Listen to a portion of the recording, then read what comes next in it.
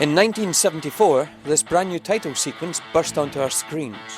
It was the first time the viewers at home got to journey through the time vortex every Saturday night. This is the story of the man who turned a groundbreaking Hollywood special effect into the most iconic title sequence in the history of Doctor Who.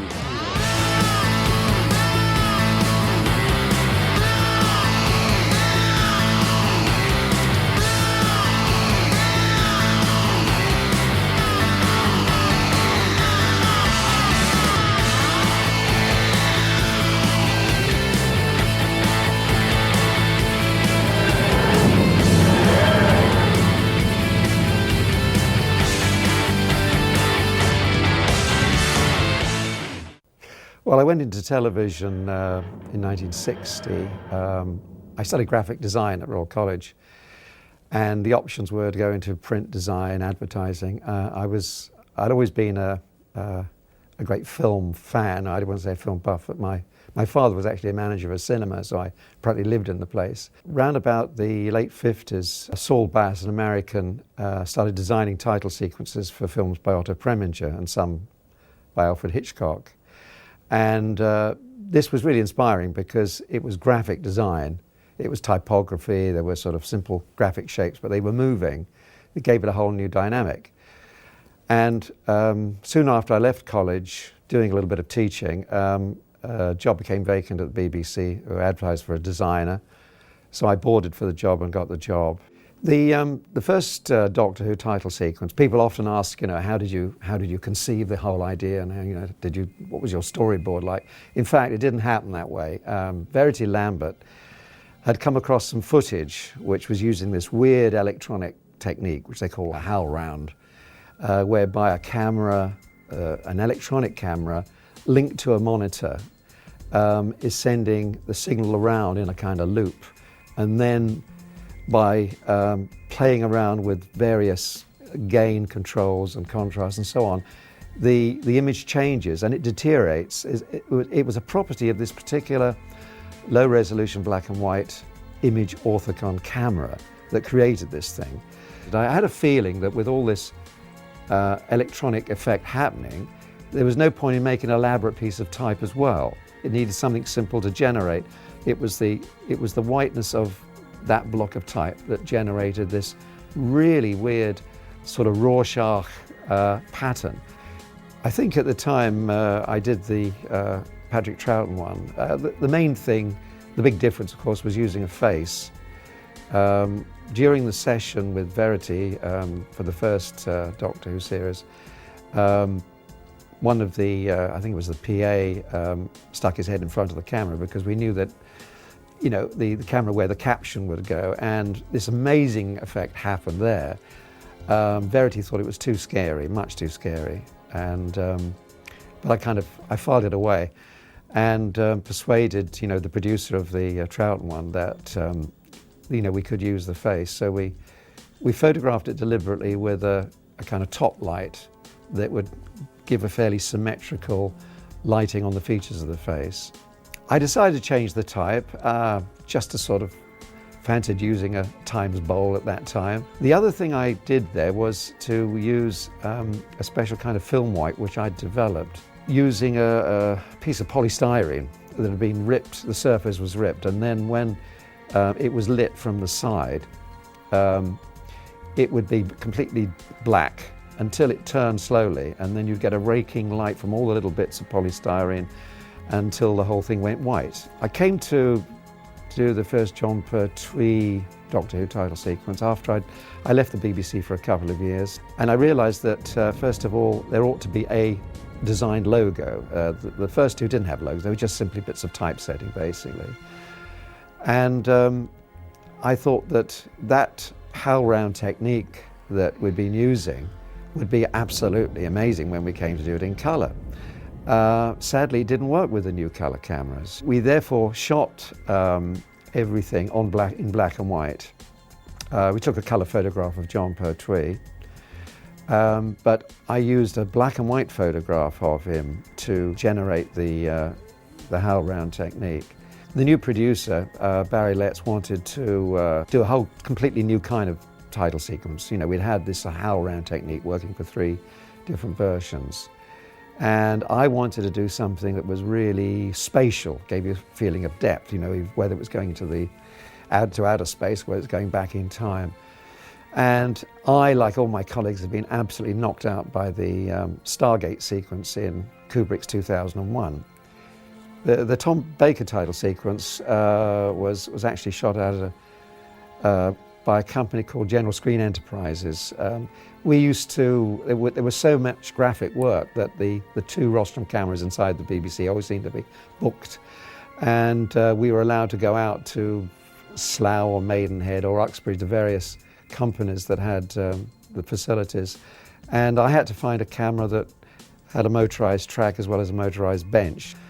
And I think it was probably because I was doing this diamond-shaped tunnel that the idea of a diamond-shaped, pretty well diamond-shaped logo would work down there. When we photographed the various doctors, Troughton, Pertwee, Tom Baker, the important thing from my point of view was getting the lighting so that it would generate the right pattern. As far as the expression of the face, it needed to be fairly simple, I felt, that if it was going to be used week after week, you needed something fairly staid. It was interesting when Tom Baker came in and we got this whole thing with I cursed the fact that he had this big curly hair because I knew that was going to be a real problem to draw a mat around all the hairs, and he had the scarf. And whereas we were trying to make the thing very symmetrical, the scarf couldn't be symmetrical, it had to wrap around and fall down one side. But it was a much more interesting image than the other ones, I thought. I thought the Sid Sutton title sequence worked very well. I think that, again, it's one of those obvious things that you've got outer space and you've got stars, but it's actually picking up on the obvious, which is sometimes the solution, you know, and I thought it worked extremely well. I was quite surprised to see an earlier logo, the one I designed for the first John Pertwee sequence, turn up in a later one for the Paul McGann Doctor Who sequences. With the new title sequence, I'm slightly flattered by the fact that it's related to the Tom Baker one, the tunnel idea. And you know, the TARDIS seems to be the obvious thing to use. They don't use faces, but I can imagine there's a very good practical reason for that. They've already changed the Doctor Who, and it means that it'll last through quite a few different permutations of Doctors. If I was doing the Tom Baker title sequence again, I would sit down and think very hard for a long while, because the possibilities with the computer are so great. I would certainly get away from the rigidity of the tunnel, even if I used a spatial tunnel. I mean, when people talk about, you know, black holes and the way light is stretched and shrunk, I mean, it just opens up the possibility that you could take something which is maybe various layers in horizontal planes which are then bent and turned into tunnels. The chance for metamorphosis, you know, are enormous.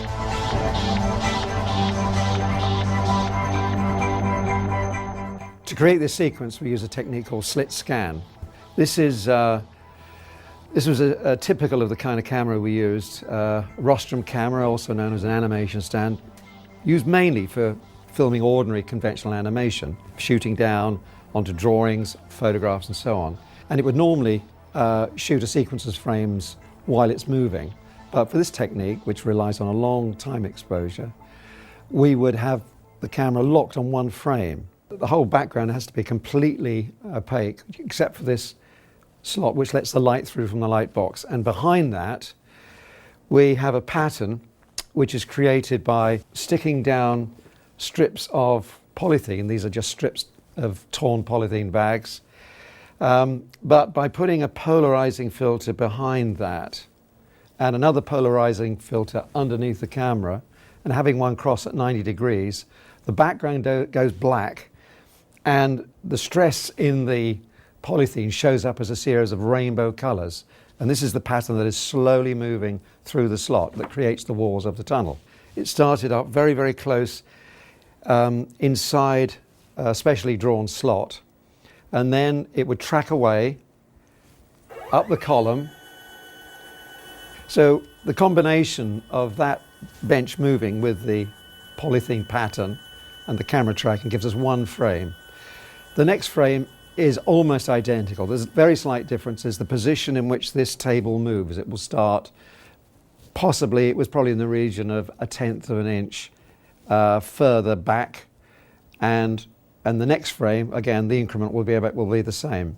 We get a TARDIS-shaped tunnel by having an outline of the TARDIS, and a diamond-shaped tunnel gives us our diamond corridor that we have at the end of the sequence, and the circular tunnel, of course, with the silver pattern running through. In the case of the John Pertwee sequence, we had a John Pertwee-shaped tunnel made from a tracing of the full-length photograph. So to get the TARDIS police box actually moving down the corridor, we used a photograph, and this photograph was the one from which the tracing of the outline was made, which generated the corridor, and we simply tracked down in the conventional way, shooting continuously for that one. The same applies to the EN logo. The logo is set in a diamond badge, and the diamond relates to the corridor because the tracing of the outline of this diamond relates to the slot which created that corridor. To get Tom Baker's face into this sequence was more problematic. Because it's a full photograph, by using the long time exposure, the whole thing would overexposed and burnt out. So what I did was use a dot screen, which we put over the face, so that what we're in fact shooting are a series of dots which have got the colour of that photograph underneath. And we also used a motorised polarising device on the top, so that when we start off close up, the camera sees nothing but black. As it's tracking, the image is gradually revealed, and by the time it's reached the full height and we get the whole of the photograph, we see the full thing with these tapering streaks of light. To get a kind of rich transition through to the logo, I used a negative photograph contrast of the Doctor, and underneath in fact was some coloured gels and layers of tracing paper, softly diffused, but basically that was the kind of image, and that was probably seen in the sequence for less than a second, but just helped transition through. After 30 years examining it frame by frame, trying to decide exactly how I did it, I realised how much anguish went into it, so I'm quite pleased that it still stands up.